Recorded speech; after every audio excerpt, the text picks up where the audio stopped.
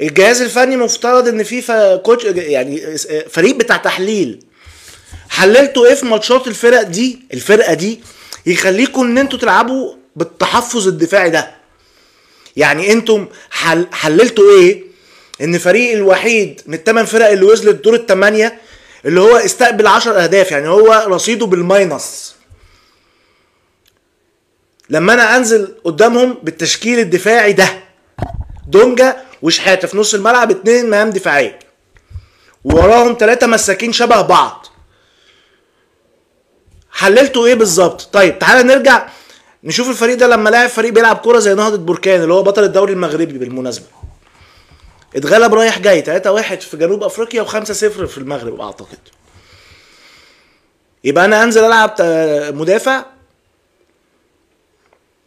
انا بالنسبه لي بيسيرو هو مدرب فاشل ولا يصلح لقياده نادي الزمالك.